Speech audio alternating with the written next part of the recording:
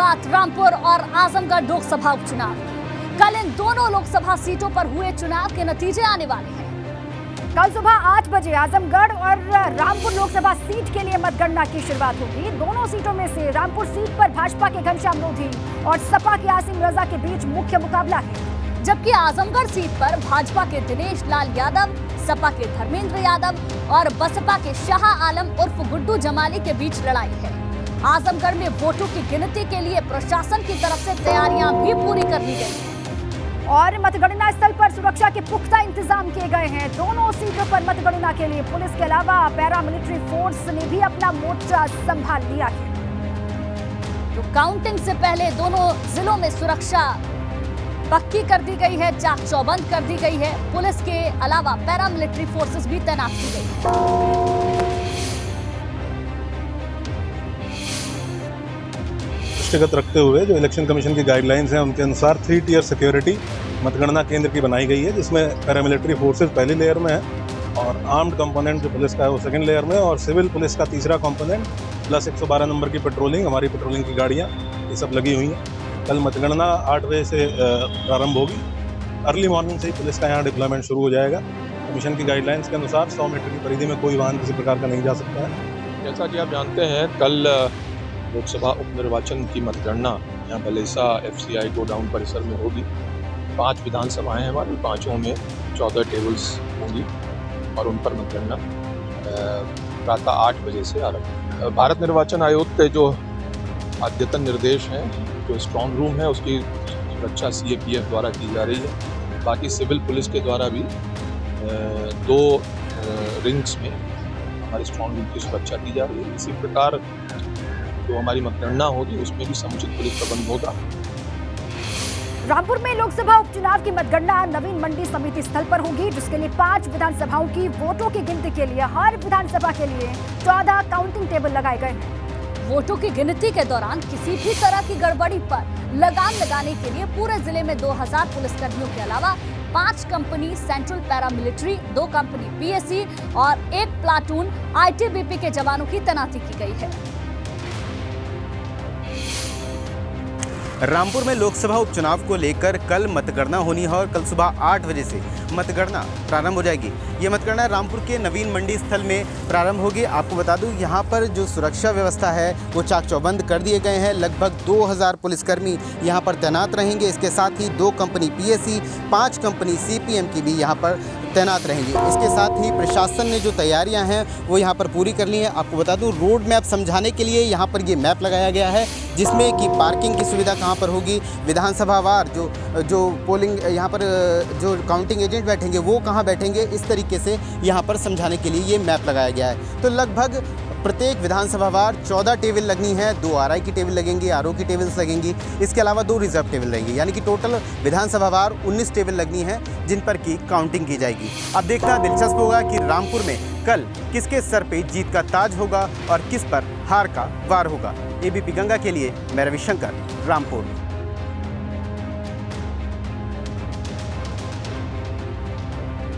और हमारे 2 सहयोगी हमारे साथ जुड़ गए हैं। सनुज हमारे साथ जुड़ गए हैं और नीतीश भी हमारे साथ जुड़ गए हैं, जो पूरी जानकारी देंगे हमें आजमगढ़ की, और सनुज हमें जानकारी देंगे रामपुर की। तो सबसे पहले नीतीश, मैं आप ही के पास आना चाहूंगी और समझने की कोशिश करेंगे आजमगढ़ में काउंटिंग से पहले किस तरीके का माहौल, कैसे इंतजाम। अगर इंतजामों की बात करें तो त्रिस्तरीय सुरक्षा व्यवस्था है। इसके साथ ही अगर जो भी काउंटिंग टेबल हैं उन काउंटिंग टेबल्स पे भी जो कर्मचारी होंगे उनको भी पूरी तरह से सतर्कता का ध्यान देना होगा। और इसके साथ ही आपको बता दें कि इस बार जो आजमगढ़ की लड़ाई है वो त्रिकोणीय कही जा रही है, लेकिन अगर इस लड़ाई पर गौर करें साफ तौर पे तो ये देखना होगा कि क्या इस बार दिनेश लाल यादव निरहुआ, जो कि तमाम दावे कर रहे थे, क्या इस बार कमल खिलाने में कामयाब होते हैं। इसके साथ ही अगर बात करें धर्मेंद्र यादव, जिनकी साइकिल कहीं ना कहीं पहले दौड़ रही थी, लेकिन क्या इस बार वो साइकिल दौड़ती हुई नजर आएगी। और गुड्डू जमाली जो बसपा के हाथी पर सवार थे, वो क्या इस बार अपने हाथी को पूरी तरह से सफल बनाकर आजमगढ़ की सड़कों और गलियों पर घुमाने में कामयाब हो जाते हैं, ये देखने वाली बात होगी। लेकिन जनता के मत के अनुसार जो अभी तक जो चीज़ें सामने आई हैं, जो चीज़ें कही जा रही है, तो कड़ा मुकाबला 2 के बीच में है, भाजपा और समाजवादी पार्टी के बीच में। अब देखना ये होगा कि कि आजमगढ़ के रण का सरताज कौन बनता है और किसके सिर पर इस जीत का ताज कहीं ना कहीं बंधता हुआ नजर आता है। जी बिल्कुल ठीक है नीतीश, किसके सिर में जीत का ताज सजेगा, इसी का इंतजार सभी को है। सनुज का रुख कर लेते हैं, रामपुर से वो हाल आपको बताएंगे। सनुज देखिए, काउंटडाउन शुरू हो चुका है, वोटों की गिनती होनी है, किसके दावों में दम है, किसके दावों की हवा निकलेगी, ये पूरी तस्वीर कल साफ हो जाएगी। कल से पहले, वोटों की गिनती से पहले क्या तस्वीर आप वहां पर देख पा रहे हैं सनुज? देखिए, रामपुर लोकसभा उपचुनाव का जो फाइनल है वो कल हो जाएगा। कल वोटों की गिनती होगी और अभी से जो रामपुर की जनता है वो जीत घटाव का जोड़ लगा रही है कि साइकिल इतनी रफ्तार से आगे निकलेगी, फूल को पीछे छोड़ देगी। फूल वाले कह रहे हैं कि फूल ऐसा खिलेगा कि इस बार बिल्कुल कमाल हो जाएगा, जो कमल है वो कमाल करके दिखाएगा। तमाम ये ऐसे सवाल हैं जिनके जवाब कुछ घंटे बाद मिल जाएंगे। सुबह 8 बजे से वोटों की गिनती होगी। और सबसे बड़ी बात यह है कि देखिए, साइकिल पर बैठकर आसिम राजा दिल्ली पहुंचेंगे या कमल खिलाकर घनश्याम सिंह लोधी दिल्ली पहुंचेंगे, दोनों में आमने सामने कांटे का मुकाबला देखा जा रहा है। हालांकि जिस तरीके से 17 लाख के करीब जो वोट रामपुर में है, उसमें से करीब वोटिंग प्रतिशत बहुत कम रहा, 41.01% रहा, यानी करीब 7 लाख के करीब वोट पड़ी हैं। और इसमें पलड़ा किसका भारी होगा ये भी देखने वाली बात होगी। जीत का अंतर ज्यादा रह सकता है, इस तरह की तमाम चर्चाएं यहां पर चल रही हैं। और चूंकि 2024 लोकसभा चुनाव का, चाहे आजमगढ़ की बात हो या रामपुर की बात हो, इसको एक लिटमस टेस्ट के तौर पर कहीं ना कहीं बीजेपी देखकर चल रही है कि क्या चुनावी नतीजे आएंगे, उसके आधार पर आगे की रणनीति बनाई जाएगी। सबसे बड़ी बात यह है कि देखिए, आजम खां है, रामपुर के बड़े नेता हैं, कद्दावर नेता हैं, इस बात से इनकार नहीं किया जा सकता। लेकिन उनके भी वजूद की यहाँ कहीं ना कहीं एक ये जंग है, वो जंग जीत पाएंगे या नहीं, इस पर कल तस्वीर पूरी तरीके से साफ होगी। और यदि बीजेपी की बात कर ले तो आपने देखा कि मुख्यमंत्री योगी आदित्यनाथ की बात हो, डिप्टी सीएम केशव प्रसाद मौर्य की बात हो, या तमाम कई कद्दावर जो मंत्री और नेता हैं वो रामपुर में डेरा डाले रहे। 5 विधानसभा सीटें रामपुर में आती हैं, रामपुर, स्वार, मिलक, रामपुर विधानसभा सीट आती है, स्वार विधानसभा सीट आती है, मिलक विधानसभा सीट आती है, बिलासपुर आती है और चमरोआ, ये 5 विधानसभा सीटें आती हैं। 2 सीटों पर अगर विधानसभा की बात करें तो बीजेपी का कब्जा था और 3 पर समाजवादी पार्टी का। इस लोकसभा चुनाव में 5 विधानसभा की जो जनता है उसका रुख क्या रहा, उसका मूड क्या रहा, किसका वो राज तिलक करने जा रही है, कल मतगणना में तस्वीर पूरी तरीके से साफ होगी। हार किसकी होगी, जीत का सेहरा किसके सर बंधेगा, और ये तमाम चीजें होने के बाद ये भी तय हो जाएगा कि आखिर रामपुर का राजा कौन बनेगा। भाजपा इसे लिटमस टेस्ट की तरह देख रही है और जरूरी भी हो जाता है, क्योंकि ये देखने वाली बात होगी भाजपा अपना किला फतेह करेगी या फिर समाजवादी पार्टी अपने गढ़ में एक बार फिर से वापस लौटेगी। 24 की तैयारी इन गढ़ से कैसी होगी, ये भी भाजपा के लिए देखने वाली बात होगी। इंतजार है कल के नतीजों का। बहुत बहुत शुक्रिया नीतीश, आपका भी हमारे साथ जुड़ने के लिए, सनुज आपका भी हमारे साथ जुड़ने के लिए और पूरी जानकारी देने के लिए। अब चलिए आगे बढ़ते हैं। अब एक नजर डाल लेते हैं कि कल आने वाले नतीजों से यूपी की लोकसभा सीटों के आंकड़ों में क्या क्या बदलाव संभव है। उत्तर प्रदेश में लोकसभा की कुल 80 सीटें हैं, जिनमें से फिलहाल 64 सीटें भाजपा गठबंधन के पास हैं, जबकि 3 सीटों पर समाजवादी पार्टी का कब्जा है। बसपा के पास 10 लोकसभा सीटें हैं और कांग्रेस के पास 1 सीट है और 2 लोकसभा सीटों के नतीजे कल आने वाले हैं। और कल अगर दोनों सीटों पर समाजवादी पार्टी जीतती है तो 2019 वाली स्थिति बरकरार रहेगी, यानी कि 64 सीटें भाजपा गठबंधन, 5 सीटें सपा, 10 सीटें बसपा और 1 सीट कांग्रेस के पास रहेगी। लेकिन कल रामपुर और आजमगढ़ में भाजपा की जीत होती है तो भाजपा गठबंधन की सीटें बढ़कर 66 हो जाएंगी, जबकि सपा 3 सीटों पर सिमट जाएगी। अगर सपा सिर्फ 1 सीट जीतती है तो यूपी में भाजपा की 65 सीटें, जबकि सपा की 4 सीटें हो जाएंगी। लेकिन आजमगढ़ सीट पर अगर बसपा की जीत होती है तो बसपा की सीटें बढ़कर 11 हो जाएंगी, क्योंकि यहां से गुड्डू जमाली मैदान में है और त्रिकोणीय मुकाबला इस सीट पर माना जा रहा है। जुलाई के पहले हफ्ते में प्रधानमंत्री नरेंद्र मोदी अपने संसदीय क्षेत्र वाराणसी का दौरा भी कर सकते हैं, जिसकी तैयारियों को लेकर आज से मुख्यमंत्री योगी आदित्यनाथ 2 दिन के दौरे पर वाराणसी पहुंचे, जहां वो प्रधानमंत्री के संभावित दौरे में होने वाले कार्यक्रमों की तैयारियों का जायजा लेंगे। और वाराणसी में चल रहे विकास कार्यों की समीक्षा सीएम कर रहे हैं। अपने इस 2 दिवसीय दौरे में मुख्यमंत्री योगी आदित्यनाथ वाराणसी में पूरी की जा चुकी परियोजनाओं का मुआयना भी करेंगे। और इसके अलावा मुख्यमंत्री योगी आदित्यनाथ वाराणसी में काशी विश्वनाथ मंदिर और बाबा काल भैरव के भी दर्शन पूजन करते हुए नजर आएंगे। मुख्यमंत्री का ये 2 दिन का दौरा कई मायनों में खास है, क्योंकि प्रधानमंत्री का जुलाई के पहले हफ्ते में दौरा संभावित है। उससे पहले तैयारियों का जायजा लेंगे, बड़ी बैठक भी लेंगे, बाबा विश्वनाथ के दर्शन करेंगे, काल भैरव के दर्शन करेंगे और कई बड़ी बैठकें भी विकास कार्यों से जुड़ी हुई मुख्यमंत्री करेंगे। आज यूपी के लोगों को बड़ी सौगात मिली। सीएम योगी ने आज यूपी के करीब 11 लाख लोगों को घरौनी का प्रमाण पत्र दिया है। लखनऊ लोक भवन में आयोजित कार्यक्रम में सीएम योगी ने उन्हें प्रमाण पत्र दिया। प्रमाण पत्र देने के बाद सीएम योगी ने कहा कि यूपी में अब लोगों को घरों का मालिकाना हक मिल रहा है, गांव में भूमाफिया के कब्जे का अंत हो रहा है। 2020 में पीएम आवास योजना की शुरुआत हुई थी। 68,641 गाँव में ड्रोन सर्वे का काम पूरा हो चुका है। आपको बता दें, ग्रामीणों को घरौनी प्रमाण पत्र मिलने से काफी राहत मिलेगी। उनके लिए बैंकों से लोन लेना काफी आसान हो जाएगा। अन्य जरूरी सेवाओं को हासिल करने में भी घरौनी के दस्तावेज उनके काम आ सकेंगे।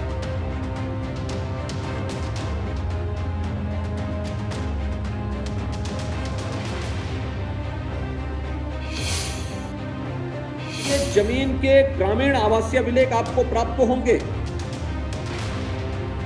किसी व्यक्ति को कोई व्यवसाय करना हो, उस अभिलेख के माध्यम से आप जाकर के बैंक से लोन लेने की क्षमता अपने अंदर प्राप्त कर पाएंगे और फिर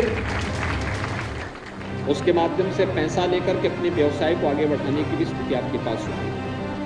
अब तक आप चाहते हुए भी नहीं कर सकते, लेकिन जब यह अभिलेख आपको प्राप्त होगा तो आप इस कार्यक्रम को इसके माध्यम से कर सकते हैं। मुझे बताते हुए प्रसन्नता है कि उत्तर प्रदेश में अब तक 34 लाख से अधिक परिवारों को घरौनी वितरण का कार्यक्रम सफलतापूर्वक आज संपन्न होने जा रहा है। यह भारत के लोकतांत्रिक इतिहास की एक महत्वपूर्ण घटना है। तो 11 लाख लोगों को घरौनी प्रमाण पत्र मिले हैं, जिसके बारे में मुख्यमंत्री ने जानकारी भी दी। इसके साथ ही आपको बता दें, योगी आदित्यनाथ वाराणसी पहुंच चुके हैं। उनका 2 दिन का दौरा है और ये दौरा बेहद महत्वपूर्ण है। और इसी पर हमारे साथी वाराणसी से नीतीश जुड़ चुके हैं। सीधे उन्हीं का रुख कर लेते हैं। नीतीश, वहां पहुंच चुके हैं सूबे के मुखिया योगी आदित्यनाथ। किस तरीके से उनके तमाम जो कार्यक्रम वहां पर प्रस्तावित हैं वो आगे बढ़ने वाले हैं और अभी इस वक्त में वहां क्या कुछ हो रहा है, कहां पर सीएम योगी हैं, जरा बताएं विस्तार से नीतीश।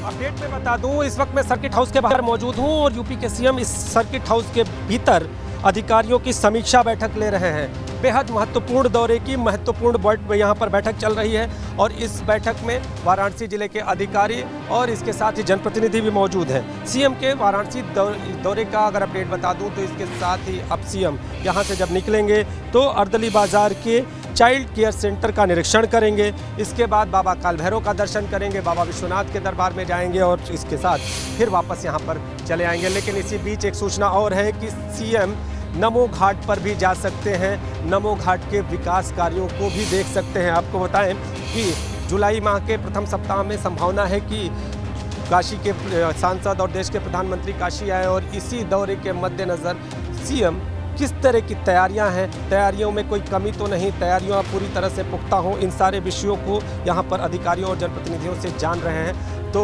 आज का ये दौरा उनके दर्शन पूजन के साथ आज शाम को समाप्त होगा, लेकिन कल फिर सुबह जनप्रतिनिधियों से मुलाकात का कार्यक्रम है और उसके बाद सीएम यहां से लौट जाएंगे। लेकिन 2 दिवसीय दौरे के दौरान प्रधानमंत्री के संभावित आगमन की तैयारियों की समीक्षा, दर्शन पूजन और इसके साथ ही विकास कार्यों के साथ कानून व्यवस्था को लेकर पेच कसने का ये दौरा है। अंदर बैठक जारी है और इस बैठक में कानून व्यवस्था के साथ साथ विकास कार्यों की प्रगति पर भरपूर चर्चा हो रही है। इसके साथ ही आने वाली जो बारिश है, बारिश में जो जलजमाव की स्थिति देखी जा रही है, उस जलजमाव से निपटने के किस तरह के इंतजाम हो, बारिश को लेकर किस तरह का अलर्ट हो और खासतौर पे जब ये बारिश होगी तो बाढ़ को लेकर भी किस तरह के इंतजाम होंगे, इन सारे विषयों पर अंदर चर्चा जारी है सर्किट हाउस के भीतर अधिकारियों से और जनप्रतिनिधियों के साथ। तो देखना ये होगा कि इस बैठक के बाद सीएम जूझना पड़ेगा या फिर मौसम में अगर तेजी आई यानी कि बारिश बढ़ी तो किन समस्याओं का सामना करना पड़ सकता है। इन तमाम पहलुओं पर बड़ी बैठक चल रही है। नीतीश, बहुत बहुत शुक्रिया आपका पूरी जानकारी। और इसी बीच एक बड़ी खबर से आपको रूबरू करवा दें। प्रयागराज हिंसा मामले में बड़ी कार्रवाई हुई है। हिंसा के आरोपी के घर नोटिस चस्पा कर दिया गया। AIMIM जिलाध्यक्ष शाह आलम के घर नोटिस चस्पा किया गया है। नोटिस में मकान के निर्माण को अवैध बताया गया है। शाह आलम पर हिंसा की साजिश रचने का गंभीर आरोप लगा है। 29 जून तक जवाब दाखिल करने का आरोप दिया गया है। तो ये बड़ी जानकारी आपको दे दें, प्रयागराज हिंसा मामले में ये बड़ी कार्रवाई हुई है, जहां AIMIM जिलाध्यक्ष शाह आलम के घर पर नोटिस चस्पा किया गया है। ये बड़ी जानकारी, प्रयागराज में हिंसा हुई और उसी हिंसा के मामले में बड़ी कार्रवाई किस तरीके से हो रही है। देखिए एक्शन किस तरीके से लिया जा रहा है। हिंसा के आरोपी के घर नोटिस चस्पा कर दिया गया है। तस्वीर पे दिखा रहे हैं शाह आलम जो कि AIMIM जिलाध्यक्ष हैं, उनके घर पर नोटिस चस्पा कर दिया गया और नोटिस में मकान के निर्माण को अवैध बताया गया है और शाह आलम पर हिंसा की साजिश रचने का गंभीर आरोप है।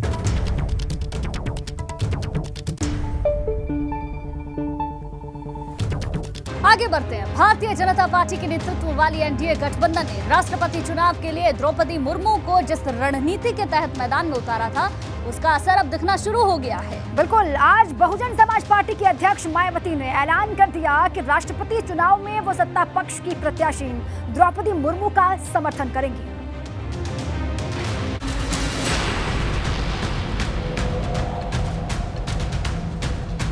बसपा अध्यक्ष मायावती ने आज लखनऊ में एक प्रेस कॉन्फ्रेंस करके साफ कर दिया कि विपक्ष में होने के बावजूद 18 जुलाई को होने वाले राष्ट्रपति चुनाव में बसपा NDA की प्रत्याशी द्रौपदी मुर्मू का समर्थन करेगी। हमारी पार्टी ने आदिवासी समाज को अपनी मूवमेंट का खास हिस्सा मानते हुए द्रौपदी मुर्मू को राष्ट्रपति पद के लिए अपना समर्थन देने का फैसला लिया है। आज अपनी प्रेस कॉन्फ्रेंस में मायावती ने मुर्मू को समर्थन के ऐलान के साथ ही ये भी साफ कर दिया कि उनके इस फैसले के पीछे की वजह क्या है। दरअसल विपक्ष की तरफ से राष्ट्रपति पद के प्रत्याशी के लिए हुए मंथन के दौरान ममता बनर्जी ने तमाम दलों की रायशुमारी और बैठकों में बसपा को तवज्जो नहीं दी। जहां सर्वसम्मति से सत्ताधारी NDA गठबंधन के उम्मीदवार तय करने के लिए अपनी विपक्षी पार्टियों से संपर्क करने का दिखावा करती रही है, तो वही विपक्षी दल एक संयुक्त उम्मीदवार तय करने के लिए अपनी मनमानी बैठ के करते रहे हैं और इन्होंने उस प्रक्रिया में BSP को अलग थलग रखा है। वैसे तो यूपी विधानसभा में बसपा का सिर्फ एक विधायक है, लेकिन लोकसभा में बसपा के 10 सांसद हैं। मायावती ने कहा है कि द्रौपदी मुर्मू के समर्थन का मतलब ना तो बीजेपी और NDA के साथ जाना है और ना ही विपक्ष से दूरी, बल्कि द्रौपदी मुर्मू को समर्थन देने के पीछे की वजह है बसपा की विचारधारा और दलितों आदिवासियों के लिए वो आंदोलन जिससे उनकी पार्टी का जन्म हुआ।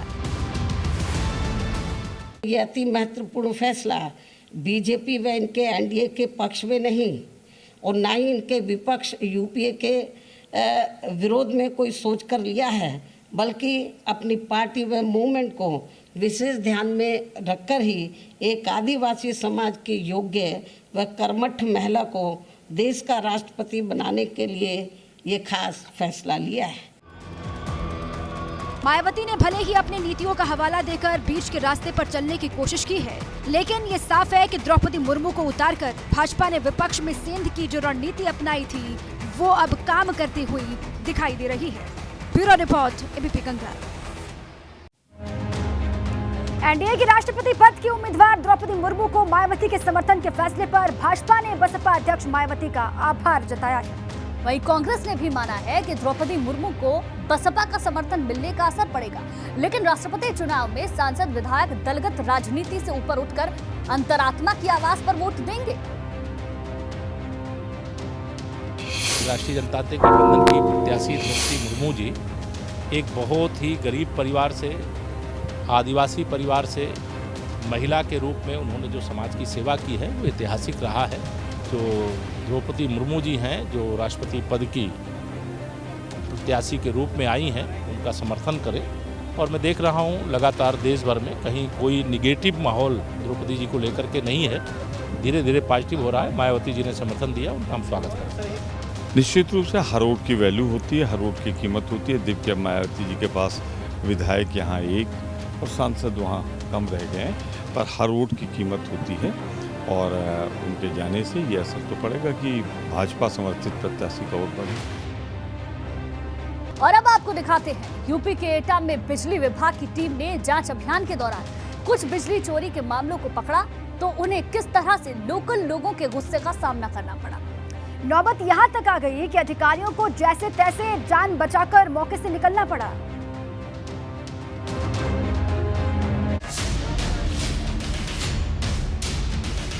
ये गुस्सा, ये हंगामा, ये बवाल एटा के दिनेश नगर का है, जहां बिजली चोरी की शिकायत पर जांच करने गई टीम का आम लोगों ने घेराव कर लिया। काफी देर तक सरेआम इसी तरह बवाल होता रहा, कहासुनी होती रही, तू मैं चलती रही।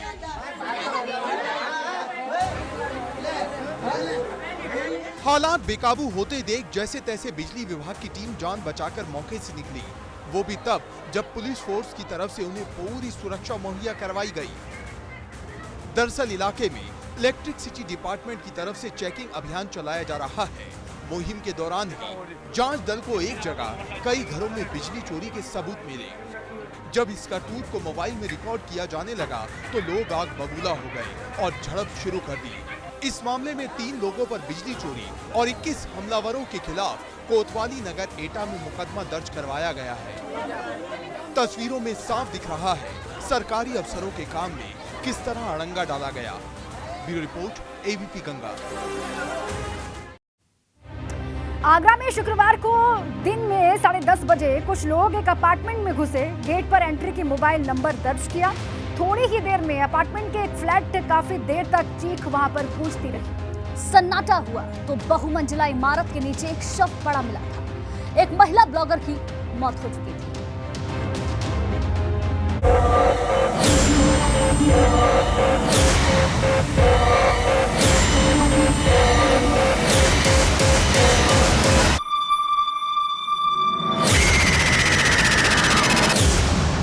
आगरा में दिन दहाड़ी युवती को बहुमंजिला इमारत से नीचे फेंक दिया गया।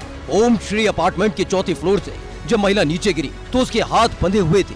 हत्यारों ने रितिका के नीचे गिरने के बाद सबूत मिटाने की पूरी कोशिश की थी। रितिका के पति ने बंधा हाथ और गले से दुपट्टा निकालने की कोशिश की थी जिससे कि सबूत मिटाए जा सके। कोशिश हत्या को आत्महत्या का रंग देने की थी। घटना के सामने आने के बाद से आशंका जताई जा रही थी कि युवती को बहुमंजिला इमारत से हाथ बांधकर नीचे फेंका गया था। रितिका विपुल के साथ लिव इन में रह रही थी। उसका अपने पति से और विपुल का अपनी पत्नी से तलाक का मुकदमा चल रहा है। रितिका के फ्लैट में जब 5 लोग घुसे उसके बाद से ही चीखने चिल्लाने की आवाजें आती रहीं। थोड़ी देर बाद अपार्टमेंट के लोगों ने किसी भारी चीज के नीचे गिरने की आवाज सुनी। जब बाहर निकलकर देखा तो सामने रितिका खून से लथपथ पड़ी थी।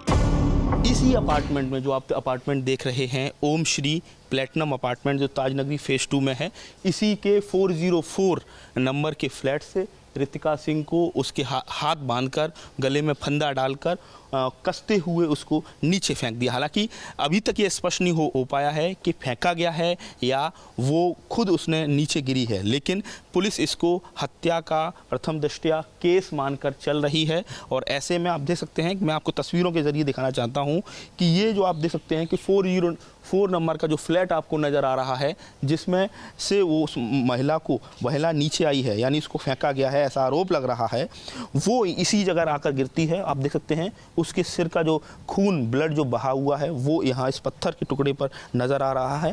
फ्लैट में रितिका और विपुल 2.5 महीने पहले ही शिफ्ट हुए थे। आकाश के साथ 5 लोगों ने शुक्रवार सुबह करीब 10:30 बजे फ्लैट में एंट्री ली थी। रितिका के फ्लैट का दरवाजा खोलते ही इन लोगों ने मारपीट शुरू कर दी। इसके बाद उसने अपने साथियों के साथ मिलकर विपुल के हाथ बांधकर बाथरूम में बंद कर दिया और रितिका को पीटना शुरू कर दिया। जान बचाने के लिए रितिका ने काफी देर तक संघर्ष किया था। इधर विपुल जान बचाने के लिए बाथरूम से लगातार चीख रहा था। बदले की भावना, एक कहा जाए खून उसके सिर पर सवार था आकाश गौतम के।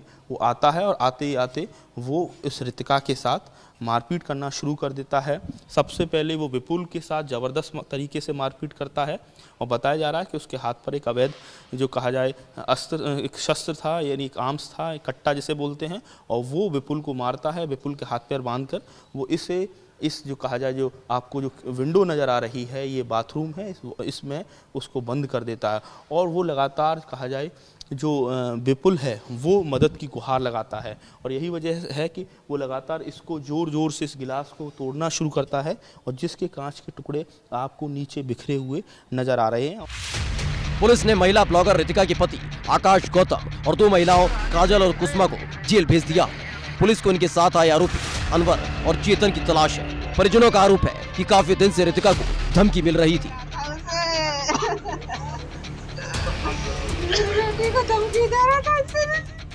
शुक्रवार को एकाएक आगरा के श्री ओम अपार्टमेंट में सनसनी फैल गई। शुरू से युवती की हत्या किए जाने की आशंका थी, धीरे धीरे सबूत मिलते गए और साजिश का खुलासा होता गया। आगरा से एबीपी गंगा के लिए नितिन उपाध्याय की रिपोर्ट। अब चलिए आपको दिखाते हैं फटाफट अंदाज में अब तक की टॉप 7 खबरें। शिवसेना की कार्यकारिणी की बैठक में 6 प्रस्ताव हुए पास। बागी विधायकों पर कार्रवाई समेत सभी फैसलों का अधिकार उद्धव ठाकरे को दिया गया। बागियों को माफी नहीं मिलेगी। उद्धव ठाकरे की एकनाथ शिंदे को 2 टूक कहा। शिवसेना बाला साहेब ठाकरे की थी और उन्हीं की रहेगी। शिंदे बाबा साहेब के नाम के बिना एक वोट मांग कर दिखाएं। शिवसेना की कार्यकारिणी बैठक में उद्धव ठाकरे ने कहा, बीजेपी में हाथ मिलाने का सवाल ही नहीं। शिवसेना की बैठक के बाद संजय राउत ने कहा, बाला साहेब के नहीं अपने बाप के नाम पर वोट मांगे बागी विधायक। बाबा साहेब के नाम पर कोई नहीं कर सकता इस्तेमाल। एकनाथ शिंदे के खिलाफ शिवसेना ने अब तक नहीं की कोई कार्रवाई। शिंदे को पार्टी के नेता पद से नहीं हटाया गया। गुवाहाटी में एकनाथ शिंदे ने बागी विधायकों के साथ बैठक की। आगे की रणनीति पर चर्चा हुई। शिवसेना के बागी विधायकों को डिप्टी स्पीकर ने जारी किया नोटिस। 27 जून तक जवाब देने को कहा। अब आगे बढ़ते हैं। जहां जहां अवैध कब्जा वहां वहां बुलडोजर गर्जा। जी हां, यूपी में बुलडोजर का एक्शन लगातार जारी है। इस बार पीले पंजे ने बहराइच और मुरादाबाद में अवैध कब्जे पर प्रहार किया है।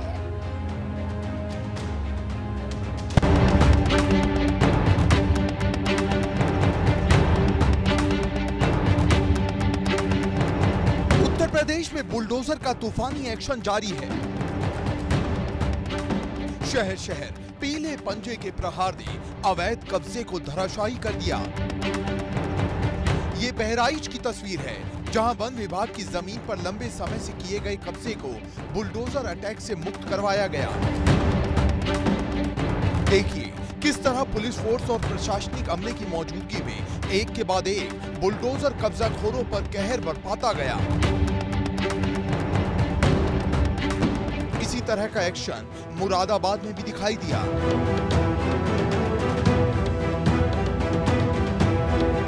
यहां रामपुर दोराहे के नजदीक अवैध रूप से बनाए गए बारात घर पर बुलडोजर गर्जा।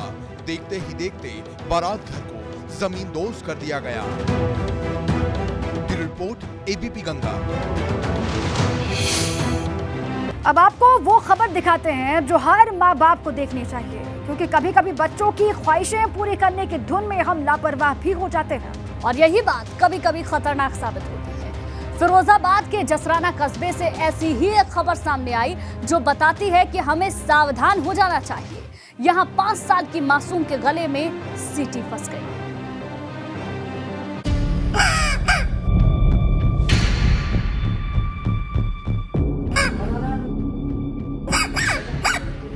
छोटी सी मासूम खांसती है और सीटी की आवाज आती है। आप सोच रहे होंगे ऐसा कैसे हो रहा है, तो बिना देर किए आपको बता दें, 5 साल की इस नन्ही सी जान के गले में सीटी फंस गई। फिरोजाबाद के जसराना कस्बे में अनुष्का को घर वालों ने खेलने के लिए सीटी दी। गुरुवार की शाम जब वो अकेले घर में बिस्तर पर लेटकर सीटी बजा रही थी, तभी किसी तरह उसके गले में सीटी फंस गई। आनंद फानन में परिवार वाले बच्ची को एक प्राइवेट ट्रॉमा सेंटर में ईएनटी स्पेशलिस्ट के पास लेकर पहुंचे। हालांकि ऑपरेशन के बाद सांस की नली में फंसी सीटी को निकाल लिया गया है, जिससे कि हम समझ गए कि फेफड़े में कोई सीटी ऐसी चीज जाके अटक गई है। जब हमने बच्ची का सीटी स्कैन कराया तब उसमें देखा कि बच्ची की जो राइट साइड की जो लंग है, उसका जो एयरवे होता है, उसमें वो सीटी फंसी हुई है। बच्चे को तत्कालीन हमने फिर ऑपरेशन विधि द्वारा उसको निकाला, दूरबीन से उस सीटी को निकाला गया, जिसके बाद बच्ची एकदम स्वस्थ हो गई।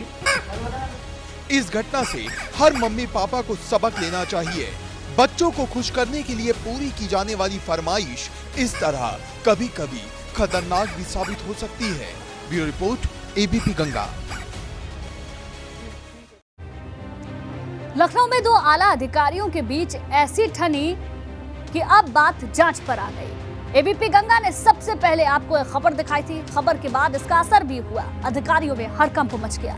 ताबड़तोड़ कार्रवाई की जाने लगी, सफाई दी जाने लगी। एलडीए का कहना है कि इसका बंगले से नहीं, टेंडर में गड़बड़ी से रिश्ता है। अब शासन ने 1 महीने में जांच रिपोर्ट मांग ली है।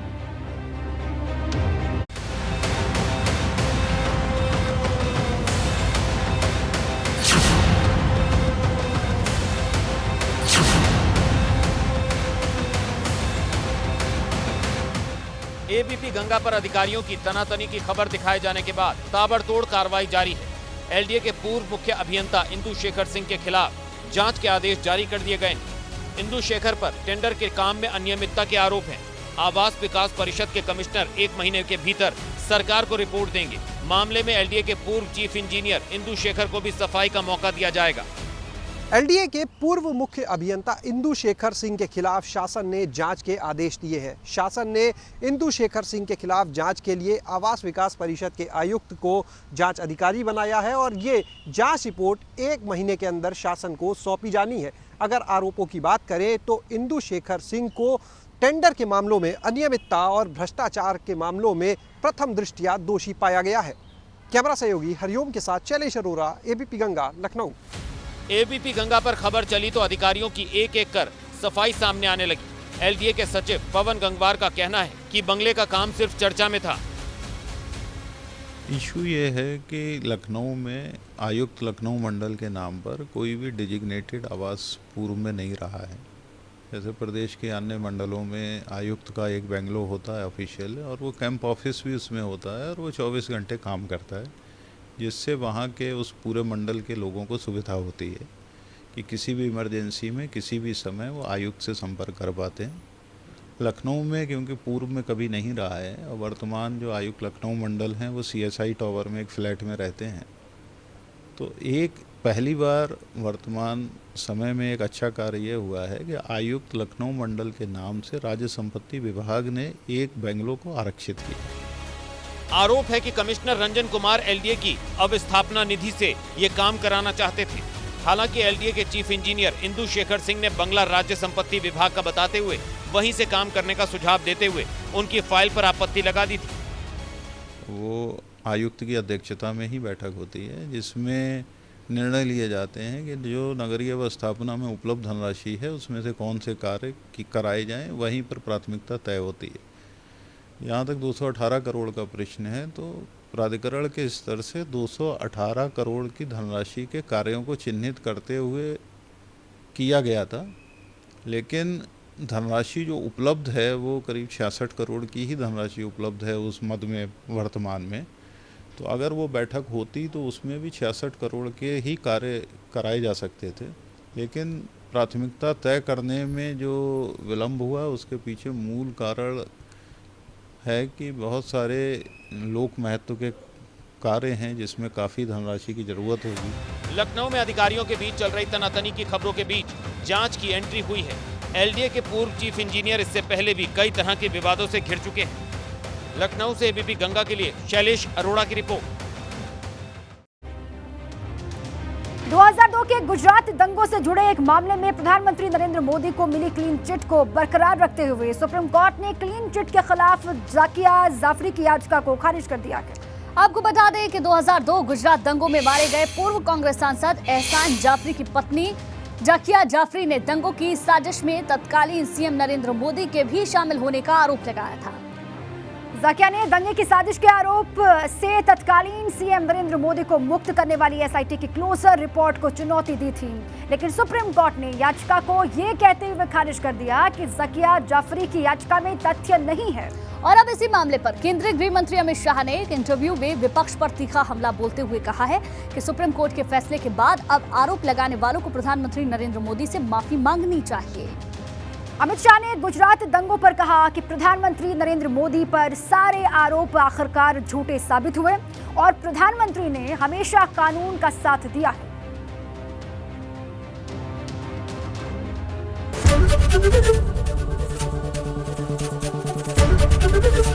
एबीपी गंगा, खबर आपकी, जुबान आपकी।